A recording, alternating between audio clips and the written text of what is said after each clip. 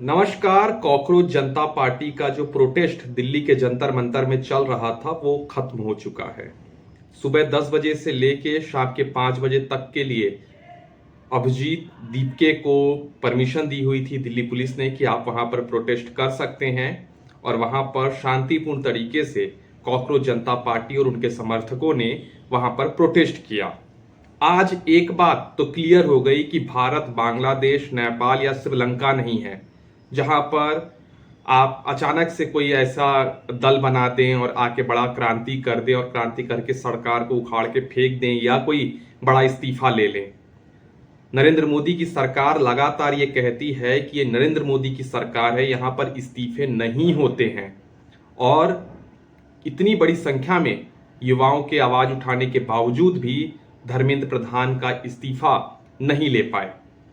धर्मेंद्र प्रधान को अपनी गलती माननी चाहिए, उनको युवाओं के हक में आकर माफी मांगनी चाहिए, युवाओं से अपनी जिम्मेदारी कबूल करनी चाहिए, और जो नीट पेपर में धांधली हुई है या तमाम पेपरों में जो धांधली हुई है उस पर तत्काल प्रभाव से बड़ी कार्रवाई करनी चाहिए, और आगे से ऐसी घटनाएं न घटे ये बात भी धर्मेंद्र प्रधान को कहनी चाहिए और उनको अपनी जिम्मेदारी समझनी चाहिए। मैं खुद एक बार पेपर देने के बाद दूसरी बार जब मुझे पेपर देने को कहा गया तो मैंने नहीं दिया।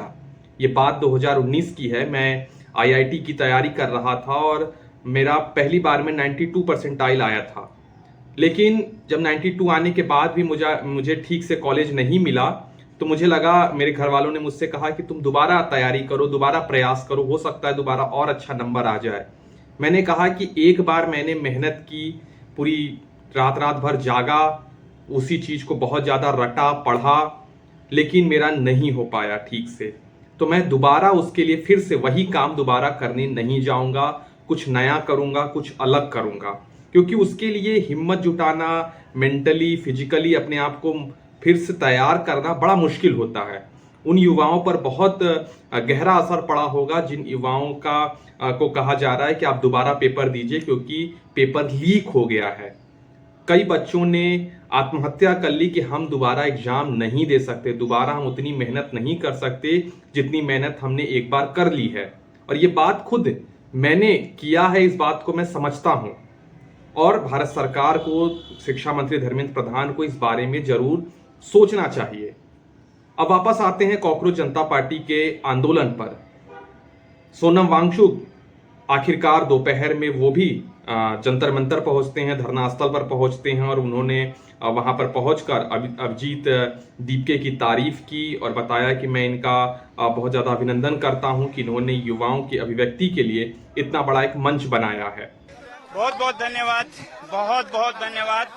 आप सब यहाँ आए, बधाई देता हूँ सारे छात्रों को, युवाओं को, अधिकारियों को, सरकार को भी कि ये शांतिपूर्ण तरीके से आज का प्रदर्शन कहिए, आग्रह कहिए हुआ, और मैं उम्मीद करता हूँ आगे भी ऐसे ही होता रहेगा। और मैं आशा करता हूँ कि जिम्मेदारी जरूर लेंगे। एक जिम्मेदार सरकार जिम्मेदारियां भी लेते हैं। धन्यवाद जी। अगले शनिवार जैसे हमारे साथी और कार्यक्रम बनाएंगे, मैं फिर आऊंगा। अब मैं चाहूंगा हम थोड़ा सोच के आगे कैसे इस आंदोलन को ले जाएं, बहुत ही शांतिपूर्ण तरीके से, बहुत ही प्यार मोहब्बत खुलूस से, ताकि बदलाव आए। और ये जो युवा बल है, ये फोर्स है, ये एक जेंटल फोर्स हो, ये एक डिस्ट्रक्टिव फोर्स नहीं हो, एक कंस्ट्रक्टिव फोर्स हो जो किसी भी देश को, किसी भी सरकार को और बेहतर बना सकती है। मैं आपसे कहूँगा वो बताएं आगे। अपनी बात सभी नेता अपने अपने तरीके से रख रहे थे। अभिजीत दीपके ने कुछ बातें कही जो बहुत महत्वपूर्ण हैं। उन्होंने कहा कि हम एक बार फिर से प्रदर्शन करेंगे और अगले शनिवार तक का हम धर्मेंद्र प्रधान को वक्त देते हैं। अगर अगले शनिवार तक धर्मेंद्र प्रधान इस्तीफा नहीं देते हैं तो एक बार फिर से हम प्रदर्शन करेंगे। मैं पूछना चाहता हूँ, कौन कौन इस प्रोटेस्ट में बैठेगा फिर से? क्या यह प्रोटेस्ट हमें यहीं पर खत्म करना है? क्या हमें यहाँ फिर क्या हमें तब तक लड़ना चाहिए जब तक धर्मेंद्र प्रधान रिजाइन नहीं करते? तो मैं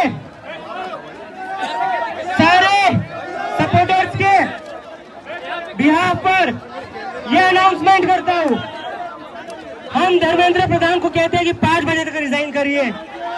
अगर आपका 5 बजे तक रिजाइन नहीं आता है, रेजिग्नेशन नहीं आता है, तो ये आंदोलन पूरे देश भर में चलेगा।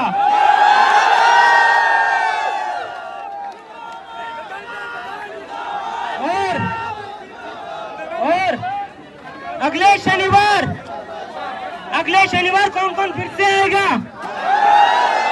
अगले शनिवार कौन कौन फिर से आएगा? जब तक धर्मेंद्र प्रधान रिजाइन नहीं करता तब तक हमें रुकना नहीं है साथियों। आज शाम 5 बजे तक के लिए कहा गया था कि धर्मेंद्र प्रधान अपना इस्तीफा दे दें, नहीं तो बहुत बड़ा प्रोटेस्ट हो जाएगा। ऐसे देश में बहुत से प्रोटेस्ट होते हैं, एनएसयूआई लगातार प्रदर्शन करती है, कुछ नहीं होता है, किसी का इस्तीफा नहीं होता है। कॉकरोच जनता पार्टी क्योंकि 22 मिलियन उसके फॉलोअर्स हो गए, उसने भारतीय जनता पार्टी, कांग्रेस पार्टी, आम आदमी पार्टी सबको पछाड़ दिया। तो लोगों को लगा कि भैया जब ये प्रोटेस्ट के लिए लोगों को बुलाएंगे तो लाखों की संख्या में लोग आ जाएंगे, करोड़ों की संख्या में लोग आ जाएंगे, लेकिन चंद हजार लोग ही आज जंतर मंतर दिल्ली पर पहुंचे। क्योंकि अभिजीत दीपके ने जब ये पार्टी बनाई थी, सोशल मीडिया पर एक व्यंग्यात्मक पार्टी बनाने की घोषणा की थी, तो उन्होंने कहा था कि इसमें शामिल होने के लिए 2 एलिजिबिलिटी चाहिए। एक तो आप सोशल मीडिया पर हमेशा एक्टिव रहें, दूसरा आपका आलसी होना बहुत जरूरी है। शायद यही वजह है कि आज जंतर मंतर पर भारी संख्या में युवा नहीं पहुंचे हैं। आप इस प्रोटेस्ट को किस तरीके से देखते हैं हमें कमेंट कर जरूर बताइए। आज का प्रोटेस्ट खत्म हो गया और खत्म एक दुखांत उसके साथ हुआ कि अभिजीत दीपके जो कि इसके पूरे नेता थे, इसको लीड कर रहे थे, उनकी तबीयत खराब हो गई। अचानक से उनको गाड़ी में बैठाकर हॉस्पिटल ले जाया गया है। लेकिन फिलहाल आज का जो प्रोटेस्ट था शांतिपूर्ण तरीके से प्रोटेस्ट हुआ। धर्मेंद्र प्रधान जो इस देश के शिक्षा मंत्री हैं, उनके इस्तीफे की मांग को लेकर यह प्रोटेस्ट था। न तो धर्मेंद्र प्रधान ने इस्तीफा दिया, न इस प्रोटेस्ट को लेकर कोई बहुत बड़ी इस प्रोटेस्ट ने कुछ कर पाई। तो आप इस प्रोटेस्ट को किस तरीके से देखते हैं हमें कमेंट कर जरूर बताइए। बहुत बहुत शुक्रिया, धन्यवाद।